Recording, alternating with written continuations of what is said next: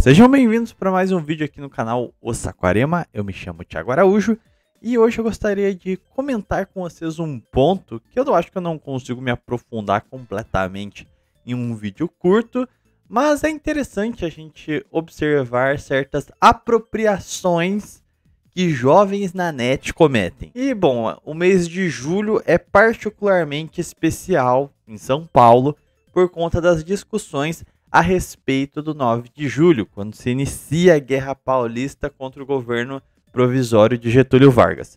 Então isso suscita toda uma corrente historiográfica que tem raízes no Brasil de engrandecimento paulista, uma certa visão mais centralista sobre o São Paulo como locomotiva, outra sobre São Paulo como vamos dizer assim, um povoamento independente.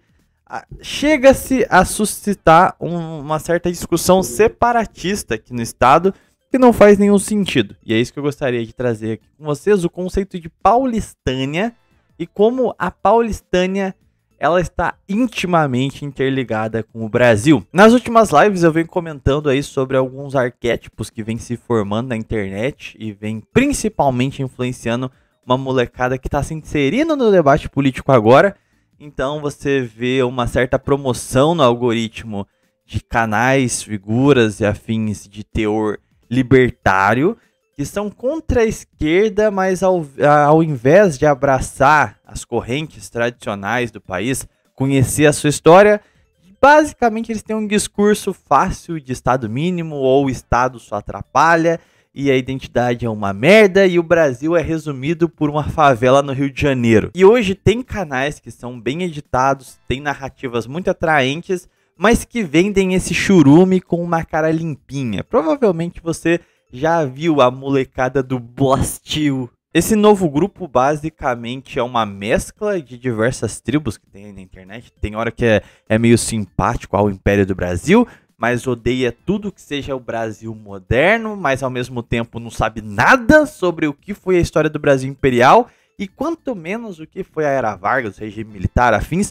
É basicamente simplificações grosseiras, onde certos influencers dessa bolha criam narrativas sobre a história do Brasil para justificar denegri-lo, e o fim é esse mesmo. Basicamente, é mais uma bolha de QI baixo que surge na internet se achando muito inteligente. Nada que a gente já não tenha visto com outros tipos de libertarianismo antes. De toda forma, você percebe que essa bolha ela é essencialmente uma reação ao status de coisas atuais, só que ela é meio que uma falsa oposição, porque ao invés de se centrar em resolver os problemas, em combater os reais inimigos, ela vai criando falácias e subterfúgios para não fazer nada. Eu digo que ela é uma reação da modernidade porque, apesar do que o que causa essa resposta burra ser propriamente o estado de coisas degradantes da atualidade, como eu disse, esse mesmo grupo que gosta de denegrir o Brasil quase que semanticamente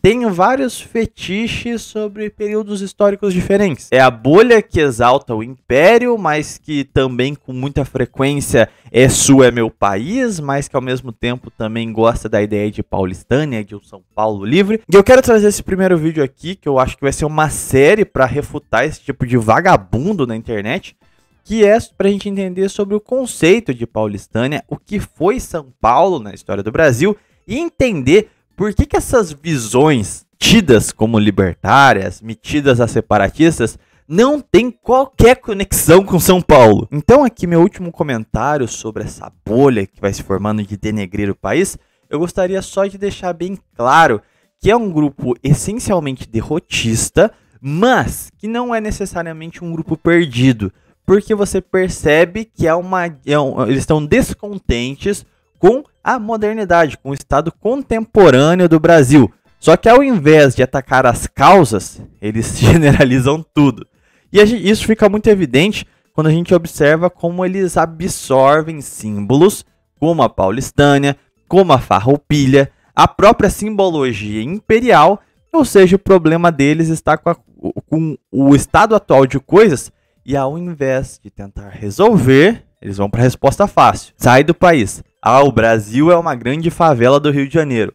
Ah, o Brasil são os nordestinos. E vai para esse discurso que vocês sabem onde descambam. É essencialmente uma romantização do passado, não saber exatamente o que era esse passado, porque qualquer um que estudou minimamente bem a história de São Paulo, basta pegar os maiores bandeiristas da nossa história, você vai ver que todos os intelectuais comprometidos com a causa paulista não deixam de ser grandes patriotas, porque São Paulo é fundadora do Brasil, não é um estado à parte. Bom, entrando propriamente no tema, eu venho fazendo algumas palestras com o núcleo aqui da minha cidade, da Legião Anchieta. Inclusive, as palestras estão sendo disponibilizadas para vocês. A cada 15 dias a gente posta uma, que é a frequência dos nossos encontros. Então o canal da Legião está aí na descrição. Se vocês puderem se inscrever lá e acompanharem as palestras, eu tenho certeza que vai ser de grande valia para vocês. Mas, sobre a questão, nestes encontros eu vivo comentando que o Brasil ele é visto em seu período de formação na academia moderna sob 3 prismas, né? E aqui eu digo academia moderna para se referir ao nosso tempo e não num conceito de modernidade ruim, tá? Só para que fique claro. Então a gente consegue observar uma visão mais Gilberto Freireana, que seria aquela visão da Casa Grande no litoral nordestino, numa sociedade mais fidalga, aristocrática. A gente tem uma visão de Euclides da Cunha, ou seja, o homem que vive pacatamente no campo, com a sua dureza, a sua realidade. E também nós temos a visão paulista, que é a visão centrada nas entradas e monções, nas bandeiras, nos assentamentos, e que tem como prisma valores, por exemplo, como o heroísmo, de conquista, a busca pela glória. Então a gente vai ver esses 3 tipos brasileiros no nosso período inicial, segundo a nossa visão que nós temos sobre o passado hoje, basicamente. É complicado até dizer hoje, porque para mim, no século XXI, a gente castrou os nossos grandes intelectuais. Então meio que o grande alavancador de correntes verdadeiramente significativas, com visões sérias de Brasil, meio que foi a geração de 30 até 70, 80. Depois disso, meio que a gente vai regredir academicamente devido ao avanço do progressismo, das agendas identitárias, enfim. Começa-se a criar todo um paredão que envolve a intelectualidade brasileira e não permite que ela saia daqueles novos dogmas de ter que ter todo um cuidado sentimental, e basicamente os trabalhos ficam prostrados a narrativas de justiçamento e não mais a ciência prática. Então é por isso que quando eu falo sobre a academia moderna, eu falo basicamente desse período aí no século XX. Então, retornando à questão, a gente tem esses 3 polos de fundação, a gente pode dizer até que é um triângulo, né? Nordeste brasileiro, Sudeste litoral paulista, os planaltos do Piratininga e os sertões. E quando a gente fala sertões, na visão de Euclides da Cunha, tem também uma certa discussão que envolve a noção de sertão, porque os bandeirantes também são reis dos sertões. Só que no caso paulista, porque sertão faz alusão à área interna do território. Então, quando a gente está falando de sertão, é um conceito um tanto quanto amplo, que é qualquer coisa que não está no litoral.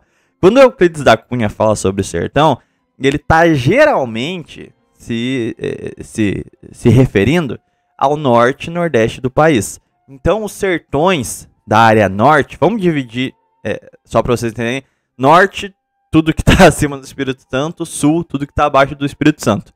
Essa era basicamente a divisão natural do país. Não eram as 5 regiões porque não era tão povoado o interior.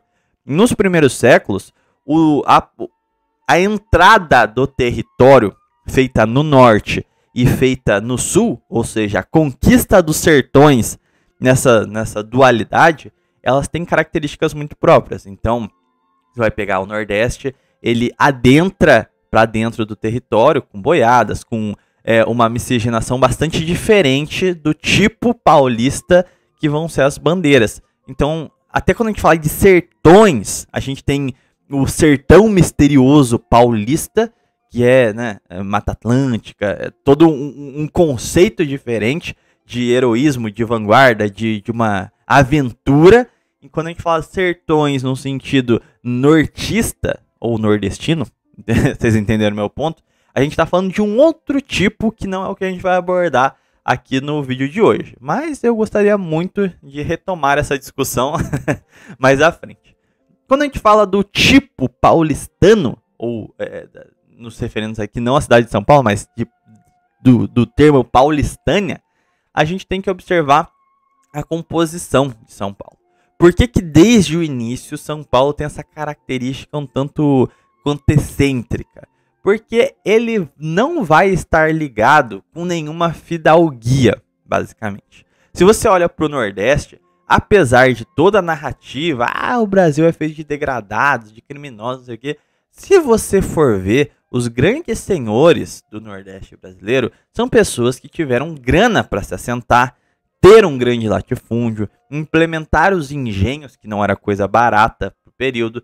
Então, assim, tem uma grande gama de força, de imposição, de glória, mas o principal ponto é quase que uma transposição de um sistema medievo em um novo contexto. Então, vai ser algo muito mais aristocrático, muito mais assentado, enquanto em São Paulo a composição social é diferente. Em São Paulo, de fato, se tem degredados, em maior expressão, mas a gente também tem a cobiça, a gente tem a corrida pelas pedras preciosas, a gente não tem nenhum tipo fidalgo propriamente nos mesmos termos. São muito mais homens que fugiam do antigo regime europeu e queriam construir um mundo novo, propriamente dito. Então, quando a gente tem o processo de miscigenação no norte e no sul, eles ocorrem biologicamente igual, mas culturalmente sobre um prisma diferente. Porque a sociedade nordestina acaba ficando muito mais estamentária, então as relações, apesar de, obviamente, ter a ascensão através da miscigenação, como diria Gilberto Freire, a democracia racial, ainda assim, a estrutura social, não étnica, mas social no sentido econômico, ela é muito mais rígida do que o tipo paulista. Porque aqui é muito mais um contexto de conquista de povos livres, vamos colocar assim. Livres, inclusive, dessas normas hierárquicas típicas do tipo europeu. Então, o bandeirante, quando vem para cá, o bandeirante não, o bandeirante já vai ser um elemento propriamente nativo. Mas o português, quando ele vem para cá, ou o judeu, o cristão novo, ele tem essa cobiça, ele está mais afastado da burocracia do Estado. Ou seja, ela se impõe de maneira menos veemente. E mesmo aqueles portugueses de corrente aristocrática, vamos dizer assim, eles estão muito mais para um conquistador nos moldes da reconquista da Península Ibérica. Ele é um lutador, ele vem aqui enfrentar franceses, ele se alia com os nativos, enfrentam a Confederação dos Tamoios. Então existe todo um processo de aproximação e a gente tem que entender que em São Paulo a questão indígena ela também se comportou de maneira diferente. Então tem diversos trabalhos acadêmicos que analisam e problematizam, num bom sentido, a questão de Tibiriçá. Que Tibiriçá, ele se converteu e defendeu os jesuítas, inclusive de certos bandeirantes que eram anticatólicos, mas a grande questão é, Tibiriçá via na aliança com portugueses, com a igreja, a capacidade de fazer a manutenção das suas aldeias, a manutenção da sua cultura, mesmo que com outro credo. Afinal, ele mesmo se converteu e trabalhou ativamente pela conversão dos seus, ajudando os jesuítas. Então ele via, isso é bastante importante, romper com a estereotipia do indígena, como um sujeito burro, inferior e que não tinha nada a ganhar com aquelas relações. Isso é engraçado porque a esquerda sempre tenta, dar protagonismo às minorias e tudo mais, mas a análise do índio burro sempre se mantém. O índio que está sendo passado para trás, como se ele não tivesse nenhum interesse nas relações. Quando você analisa a vida de Tibiriçá, você percebe que, sim, foi uma conversão real, legítima. Martim Afonso Tibiriçá nasceu em seu batismo fielmente e ele praticou a monogamia, ele viveu de acordo com os valores cristãos, então não foi uma estratégia política ou uma imposição sobre ele, foi uma decisão de cunho pessoal e de afirmação.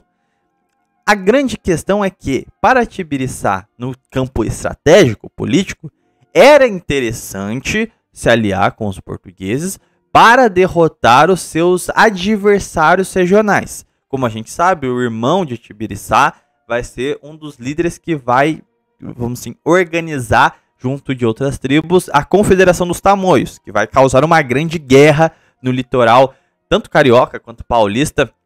Então, a gente tem todo um contexto bélico entre as tribos também.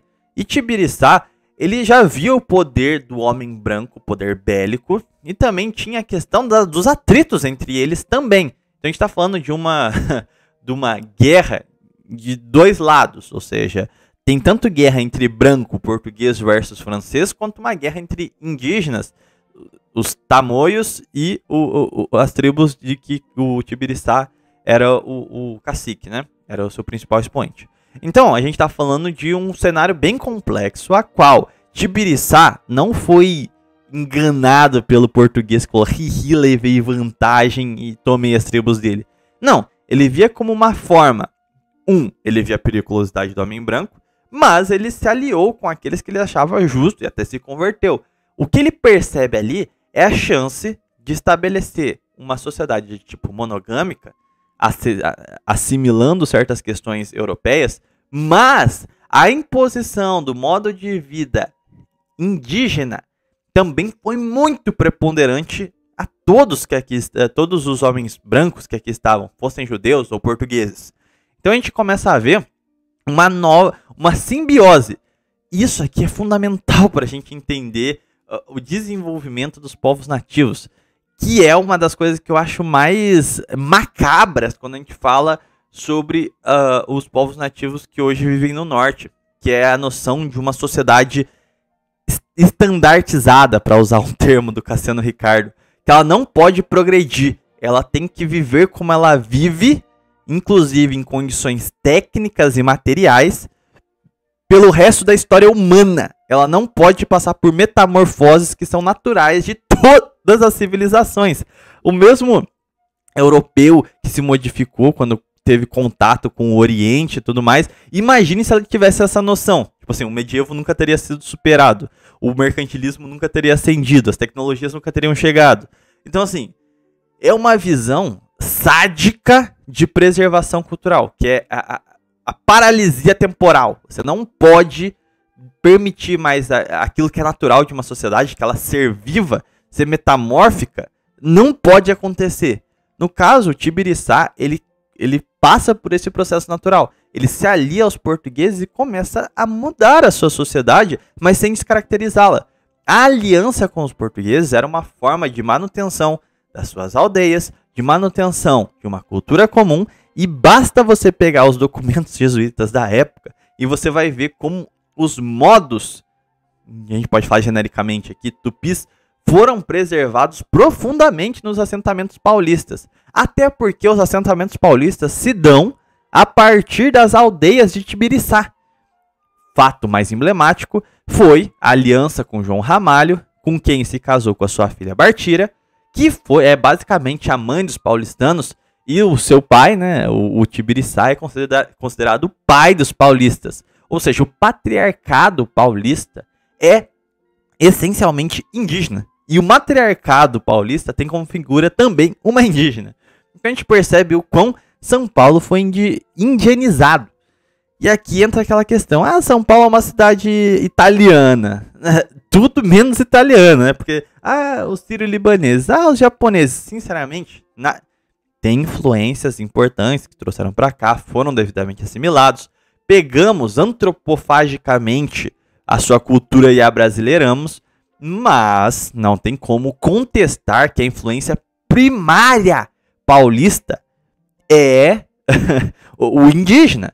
Então a gente pode pegar desde a capital, só você olhar lá as estações de metrô, os bairros, Tamanduateí, o Vale do Anhangabaú, você vai para cara, você vai pegar tudo, tem referência indígena lá. As cidades do interior, você vai pegar, cara, Caraguatatuba, Jacareí, Taubaté, você vai pegar um monte de cidades que tem nomes indígenas, fazem alusão a povoamentos e aldeamentos que aqui se tinham antes, ou a lendas, ou enfim, tudo voltado à mítica indígena. Então, não tem como você desvincular o paulista desse legado de fundação, inclusive os nossos povoadores sendo majoritariamente mamelucos. Então, a gente já parte desse ponto. E aí, o que tudo isso tem a ver com Paulistânia? Você deve estar se preocupando. Você deve estar se perguntando. Tipo, você está me dando uma aula de história, antropologia sobre a composição de São Paulo, mas o que isso tem a ver com a Paulistânia? Tem tudo.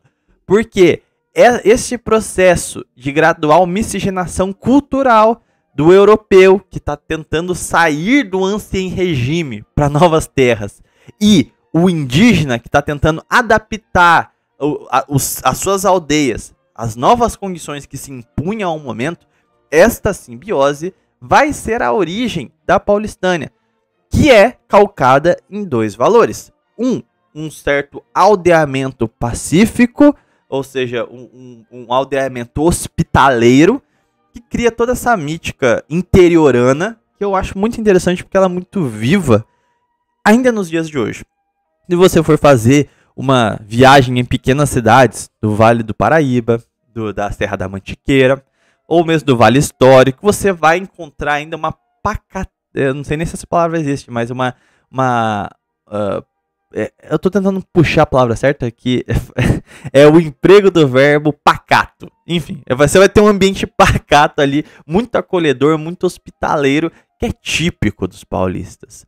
E este modo de ser é aliado com uma mítica essencialmente heróica. Então a gente vai ser um povo que nasce de caciques guerreiros, de conquistadores ibéricos veementes no campo de batalha. Então, naturalmente, a nossa busca é pela glória, pela conquista, pela construção, pela expansão, pela dilatação das fronteiras. E esse é o grande marco para a história do Brasil, da Paulistânia, né? Que é o alargamento, a dilatação das fronteiras do Estado Nacional. Diria, inclusive, o Cassiano Ricardo, inclusive a gente já tem um vídeo aqui no canal sobre o bandeirismo de Cassiano Ricardo, onde ele diz que as bandeiras eram um microestado nacional. Já era o Estado brasileiro em ação, um Estado geográfico que se movia. Não vou entrar em detalhes porque a gente já tem um vídeo só sobre esta análise de Cassiano Ricardo. A grande questão aqui que eu quero trazer para vocês é que este espírito de conquista, de glória, de heroísmo, aliado com o espírito hospitaleiro das vilas, da composição social, ele cria uma dinâmica extremamente importante, não para São Paulo por si, porque a Paulistânia, quanto território desenhado no mapa, nunca existiu. Afinal, ela está em constante expansão, é um espírito essencialmente imperial, não nacional. Porque você vai falar, tá, a Paulistânia é São Paulo, o estado atual? Essas linhas arbitrárias que definem o estado de São Paulo? É óbvio que não. A Paulistânia levou o seu sangue, a sua cultura, fez coagular no corpo da nação este modo de ser, esse ethos, em Minas Gerais, Mato Grosso, Paraná. A gente pode pegar até mesmo o tipo de paulista, de bandeirante, chegando até mesmo no Rio Grande do Sul. Não que seja a única influência, mas chegou até aquele... A gente vai pegar as bandeiras que chegaram, se você quiser extrapolar a régua do aceitável, pô, a gente chegou no Peru até. Então assim, não estou dizendo que por todos os lugares que os paulistas passaram, eles conseguiram se tornar a influência preponderante.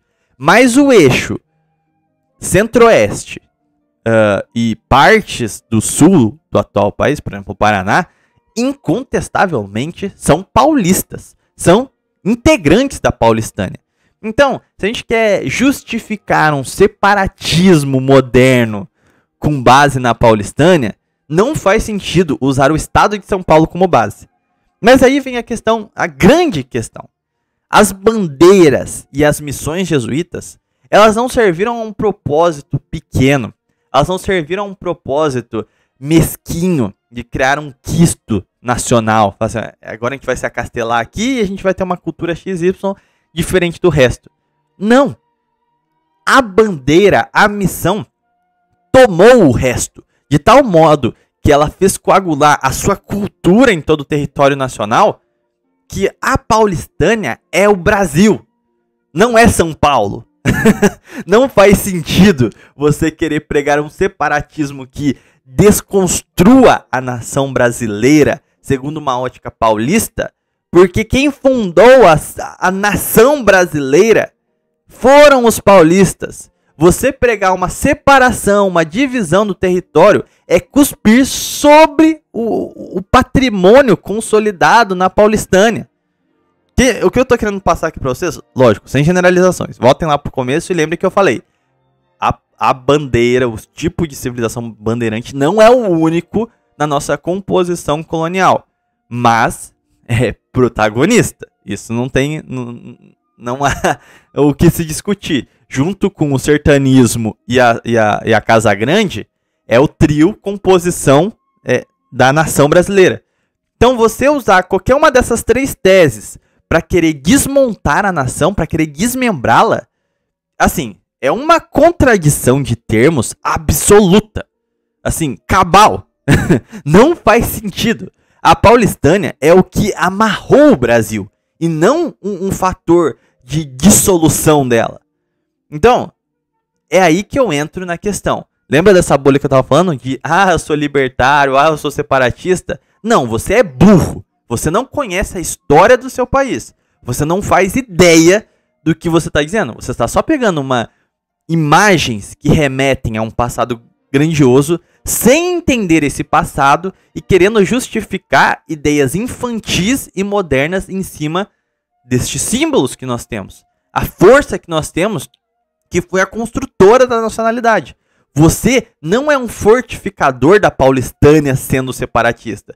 Você é um destruidor do legado da Paulistânia. E é isso que tem que ficar claro para essa gente. E eu não tô aqui querendo ser tão forte contra essas pessoas, porque eu sei que grande parte são adolescentes, são pessoas que não tiveram uma instrução significativa, se informam por vídeos do Impera, então desconhecem completamente em profundidade a história nacional. Eles só são fisgados por trejeitos, por narrativas, por argumentos ad hominem, por assim, deboche. E aí acham que isso é sinônimo de intelectualidade. Então são muito mais pessoas a serem conscientizadas e educadas do que ostracizadas, na minha visão. Então, isso a gente falando só sobre o período de fundação de São Paulo. Aí, nesses termos, a gente já vê uma contradição absurda entre Paulistânia e separatismo. Não são possíveis coadunar uma coisa com a outra. Porque o Brasil é consequência da Paulistânia e não antítese dela. Mas a gente tem que observar o fenômeno recente também da história recente dos últimos 2 séculos do país, que foi uma mudança de paradigmas, porque nos nossos 500 anos de história a gente tem uma grande deslocamento de centros de poder, seja econômico, político, enfim. A gente vai ver nos primeiros séculos uma preponderância do Nordeste brasileiro, grande polo exportador, ou seja, economicamente poderoso, é onde estava a burocracia do Estado, era quem tinha mais ligações com a metrópole. Isso permitiu que São Paulo fosse um certo primogenitor de uma identidade independente, apartada daquele modo europeu, aquele modo português original. Porque eu vejo o lusotropicalismo muito forte no Nordeste brasileiro. Ele é um português adaptado aos trópicos. E já no Sudeste, já o homem paulistano, o homem paulista, né? Novamente, não da cidade de São Paulo, mas se referindo à Paulistânia, ele tem um modo próprio bem diferente do lusotropicalista. E com o passar dos séculos, principalmente depois com o ciclo do ouro, vai ser, esse centro de poder econômico vai irradiar para Minas Gerais e, por consequência, com o tempo, a sede administrativa do Brasil, por uma questão de administração, vai descer ao Rio de Janeiro. Quando a gente analisa esse período, um dos fatos que eu acho importante colocar na mesa também é mostrar a irrelevância das fronteiras dos atuais estados. Isto é, não faz sentido qualquer narrativa de orgulho estadual. Não faz sentido. É simplesmente bullshit. É falácia pura. Porque assim, a gente entende isso como uma exportação norte-americana. Lá, você tem um conceito de 13 colônias, com fronteiras bem delimitadas, com culturas estaduais muito bem colocadas dentro daquelas linhas arbitrárias. Lá eles têm um motivo para serem federalistas, porque a composição dos estados são essencialmente aquelas. Aqui no Brasil, a gente nunca teve a unidade estadual de maneira firme. A unidade provincial sempre foi relativa, sempre foi meramente administrativa. Mudava conforme a conveniência. Basta você ver como as fronteiras do estado de São Paulo mudaram historicamente. As fronteiras do estado de Pernambuco, as fronteiras do estado da Bahia. Então assim, você vai ver que as linhas dos atuais estados são arbitrárias. Não faz sentido você definir que o estado X tem que se separar por conta da sua cultura. Sendo que a cultura que ali está não está restrita àquelas linhas territoriais. Então, novamente, qualquer espírito federalista ou separatista de cunho estadual é meramente assim, boçalidade. É o mais baixo desconhecimento da nossa própria história. É uma importação das mais porcas dos norte-americanos. E assim, é LARP puro. É só não gosto do rumo que as coisas estão tomando, então eu só quero destruir a minha nação achando que isso vai melhorar alguma coisa. Então assim, voltando à questão de transferência dos polos de centros econômicos, políticos.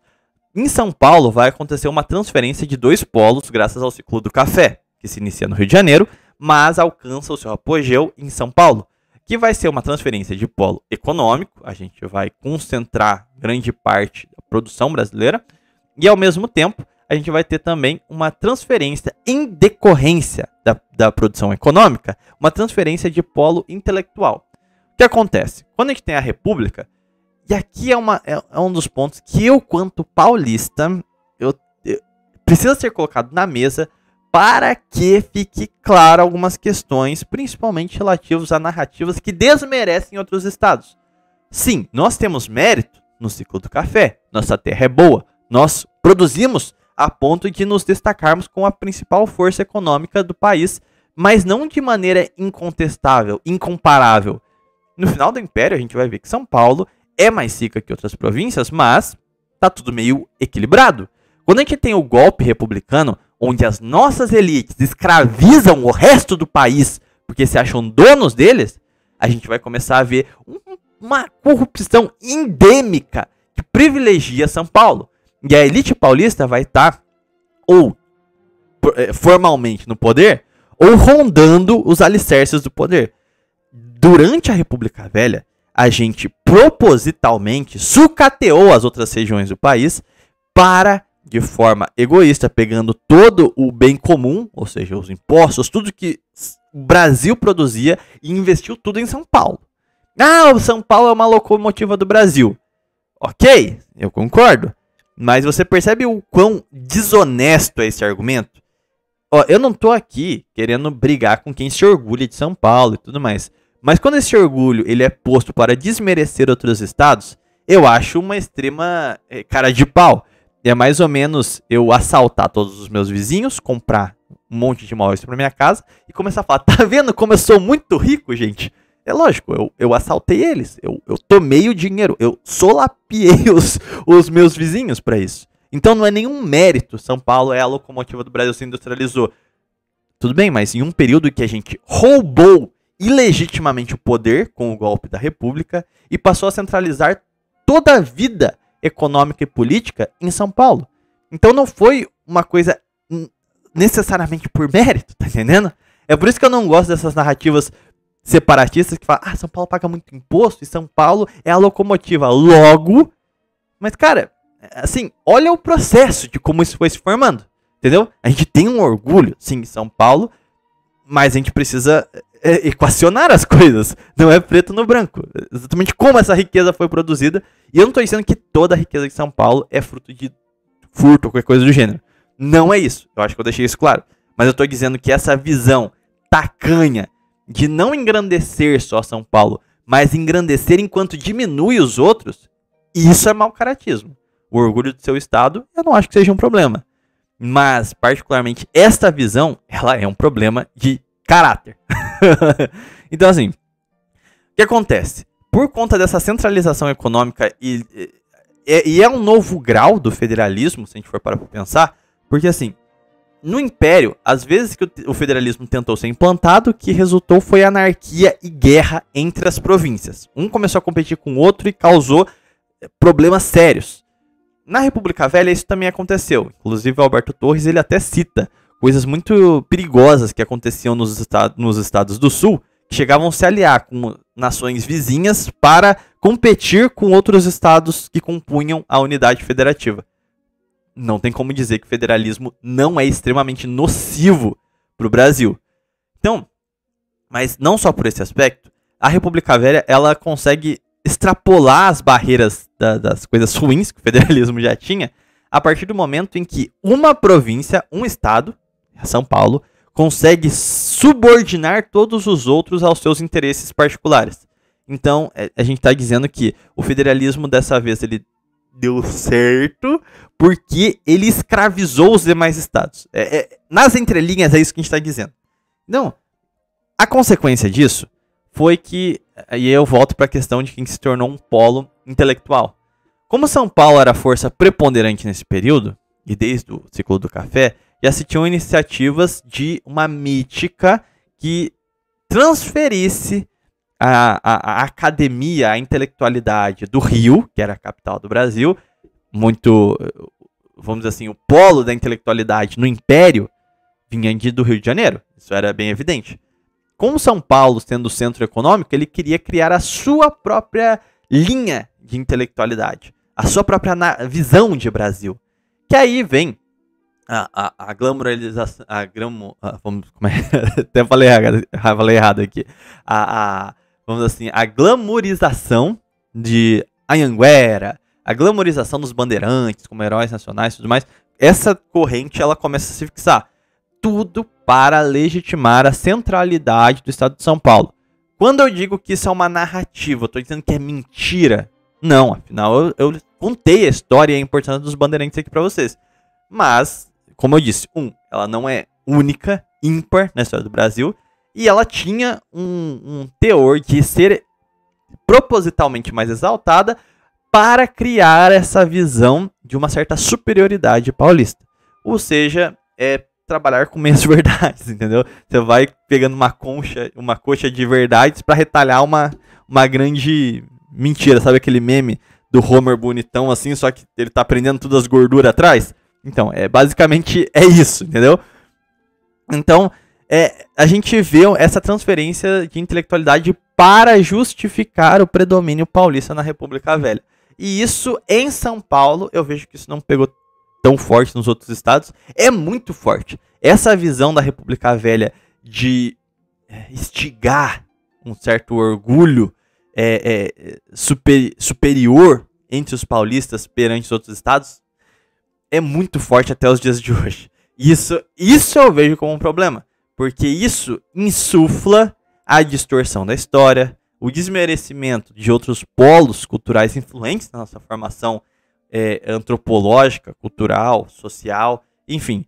Então, é esse tipo de erro que permite simplificações grosseiras, visões que desembocam em separatismo e que muitas vezes alicerçam a mentalidade burra desses grupos que não percebem que eles estão enfatizando questões que não fazem sentido.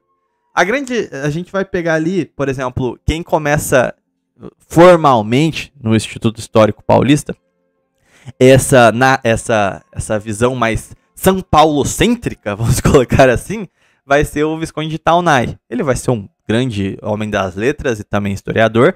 Eu não acho que ele faça isso de todo mal, eu acho que realmente existia um orgulho paulista naquele momento, mas que desembocou em coisas meio feias. quem vai começar a desmontar isso? A gente pode citar dois grandes bandeirantistas. Cassiano Ricardo, aqui da minha cidade, São José dos Campos, que foi um ideólogo do Estado Novo, ou seja, ele vai colocar que as bandeiras foram um fenômeno do nosso período colonial. Ou seja, as bandeiras, elas serviram para dilatar as fronteiras, criar a noção de povo brasileiro, a democracia biológica, como ele dizia, que era a assimilação das raças, que era também a questão da transmissão cultural de um modo único, mesmo com as suas diferenças, mas de um ser brasileiro que as bandeiras ajudaram a difundir por todo o território. É só a gente chegar no centro-oeste aí, todo paulista, mas não são de São Paulo, mas tem uma cultura em comum. Então, ele vai dizer que as bandeiras, em seu sentido originário, elas eram de expansão fronteiriça, conquista de território, de fato. Quando a gente chega no século XX, na verdade no século XIX, mas no seu apoio já no século XX, o novo bandeirismo, a bandeira, não era mais feita por indivíduos isolados. Ela era uma entidade de Estado e estava extremamente entrelaçado na nossa fundação como povo e, consequentemente, como Estado. E ele parabeniza Vargas pelas as suas ações de povoamento dos sertões, da Amazônia, da ocupação do Centro-Oeste com maior expressividade. Depois, ele elogia JK pela mesma questão. Tem toda a polêmica de Brasília, mas estrategicamente falando, e não entrando em questões arquitetônicas, administrativas e afins, mas falando quanto geografia, foi importante a cidade para aumentar o povoamento da região, desenvolver aquelas terras. Então ele diz que o bandeirismo do século XX é estatal, é brasileiro, é um dever de todos serem bandeirantes. Os governos brasileiros que realizam essas políticas de ocupação do território são governos bandeirísticos, e ele se torna uma missão não mais de expansão da fronteira, mas de povoação dos territórios conquistados pelas primeiras bandeiras. Então você percebe que não há um traço de quebra entre Brasil e São Paulo. São Paulo é meio que um fundador do Estado brasileiro, a ponto do Estado brasileiro ser o continuador da bandeira. Isso é muito interessante.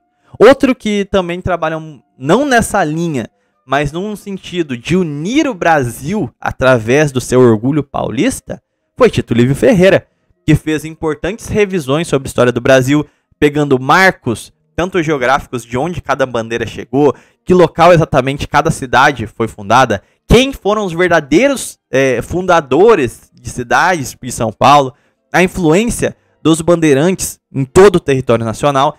Então, as bandeiras, o espírito da paulistânia mais amarra o país, mais fortifica os nossos laços, do que causa intrigas, entendeu? É por isso que não faz sentido nenhum as narrativas que a gente vê com essa molecada querendo larpar de separatista e de orgulho paulista. São Paulo é um dos pilares da civilização brasileira, e não uma quinta coluna. Chega a ser desonroso e vergonhoso um paulista que visa acabar com a herança de seus próprios ancestrais. Então, assim, essas nuances são fundamentais. Eu acabei falando muito mais do que eu gostaria, mas eu acho que isso aqui fica como um ponto aqui, ó. Isso é o espírito paulista. Isso é a paulistânia.